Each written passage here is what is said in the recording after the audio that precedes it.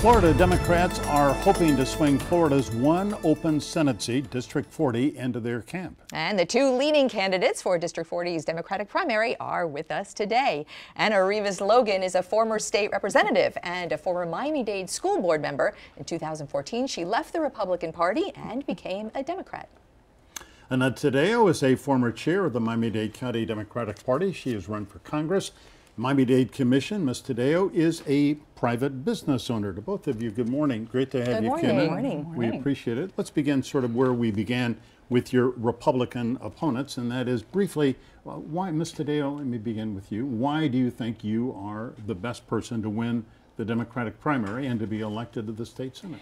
Well, because we need a fighter in Tallahassee. We, the people, have been left behind by special interests. We have representatives right now who are actually working for either charter schools or as lobbyists, representing our community. We need somebody who's a business owner, who's a mom with a kid in public school, who actually is there to fight for the people, not for the special interests. And for that, I know that I will be proud, and everybody knows me as a fighter who does not quit. Yeah, Ms. Rivas Logan, what about you? Why are you the best candidate for this seat? Well, I have the experience, and while I was in the state legislature and while I was on the school board, I got things done. And it's important not just to get to Tallahassee, but to also bring stuff back to our community. Because to go up there and just fight, and not bring anything back, you know, you're not solving any problems. I am a person that can work bipartisan. When I was in the legislature, I worked with Democrats and Republicans to get bills done. I sponsored the vaccine bill, which is sitting in the pharmacies today. Another bill, property tax reform, that freed up $30 million for our public schools. I can get things done. I feel like we have to do again what we did last segment. This has been, I mean, knowing both of you, you're both, you know, women who work hard, good-hearted, and have a lot in common, but boy, has this been a nasty race by the Flyers. And interestingly enough, you have both compared each other, or the PACs on your behalf, to Donald Trump. Ms. Taddeo, why would you compare your opponent to Donald Trump? And same question when we get finished. Well, first of all, let me just say that I am appalled by the negativity, and I'm not hiding. She just talked about her record, and I am making sure that people know of her record and how she voted for Rick Scott's budget and how it is Republicans who are funding the attacks.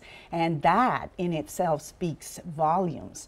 But I want to say that when they include my 11-year-old daughter in an ad, that is the lowest of the lowest. I gave my opponent the opportunity to actually condemn the attack ads, and she said no, she will not condemn it. I can tell you, my daughter, who's 11, has been affected by this. She goes knocking on doors with me, and she thought she had done something wrong. All right, the flyer you just showed has Florida's for Accountability as the PAC who put that out. You are not part of that PAC, yet it is supporting you. Could you have done something to condemn it? Absolutely not. I do not agree with negative campaigning. This is not my first race. I ran in 2004, 2008, 2010. I ran very clean campaigns. I don't know who these people are. We did a little research, and it's a Democratic operative. I can call them and ask them to stop, but it's their money. They can spend it how they want. Have you made that call? Have I made that call? We tried calling. They don't answer their phones. Right. Well, so I gave her the opportunity. I do want to be clear. I gave her the opportunity at the Miami Herald to condemn the fact that they were using my 11-year-old in this. And the editorial board has endorsed me, and I think it's just unfortunate that we have gotten to this level. I wish I had control over what they're saying, what they're doing. And I think what they're saying, they're not attacking her 11-year-old daughter. What they're saying is that Annette Taddeo's investments in petroleum, tobacco, and pharmaceuticals are a problem because she says she's pro-energy, yet she invests in these things. And not only that, but then she invests her daughter's money into it. So they're not attacking her daughter. They're attacking Annette Taddeo the way she invests her family's money. I want to respond, so please. Once again, I have nothing to do with these attack ads. But however, the attack ads that are directed at me are completely and 100% from Ms. Taddeo's PAC. Here's her PAC. Absolutely. I will stand behind them. She is saying that I am a Republican, always a Republican, which is fine. I have a Republican voting record. But while I was a member of the House, I was extremely moderate.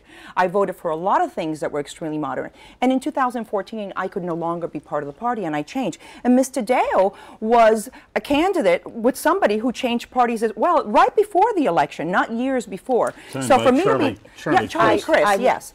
So for for somebody like to be to. attacking me on this issue when she Okay. served with Annette. somebody. Two things that are really Ms. Taddeo, important go with ahead. that.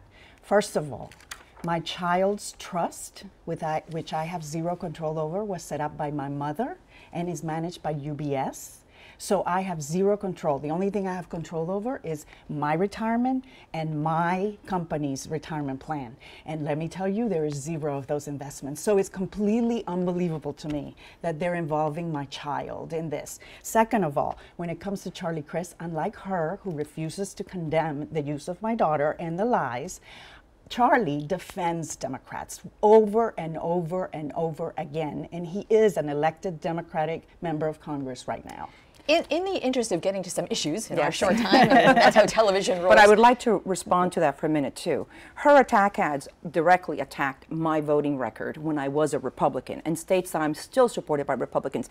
This PAC that's attacking Ms. Taddeo is coming from a Democratic operative. It is And not all a the money Republican. is Please let me Republican. finish. I let you finish when you were speaking. It is a Democratic operative. So for her to tie me to that is a little bit disingenuous. All right, I need to jump in here. We do need to talk about, among other things, public education and Yes. House Bill 7069. Now, you have been in the Miami-Dade County Yes. Public Schools as the teacher, administrator for 30 years. So if you had been in Tallahassee and in the State House on Bill 7069, this omnibus education funding bill with $140 million for charter schools, how would you have voted? I would have voted no. Number one, it was done in secrecy. It was not properly vetted in each committee. And if a bill is not properly vetted in each committee, then the public does not have a chance to come forward and to discuss the merits or the cons of each bill.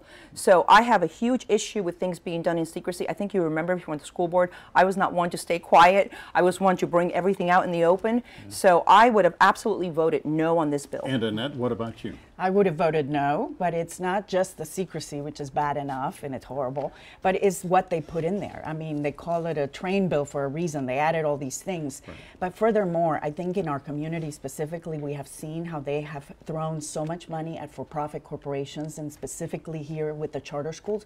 We voted in our community to say we want to rebuild our school buildings. We want to make sure that they're up to date. I mean, many of them are sitting there in portables. Well, this money, a lot of this money is going towards buildings for private corporations that we, the taxpayers, are going to pay for. Yeah. And then they're going to turn around and own those buildings instead of us. We should own them at least. So there's a lot of problems with this bill. And I will add, I'm very proud to have the support of the teachers. If in our short time that we have, can we get commitments from both of you that whomever wins this primary will be back here to do a debate with whoever wins the Republican side? And that's really what it's going to count, because what we want to do is we want to flip the seat blue. Is that a commitment? That's from a you? commitment. Absolutely, that's a commitment. All right. All right. Well, we will see one of you back here before the Yes, the general Looking forward to election it. in September. Thanks. Coming up.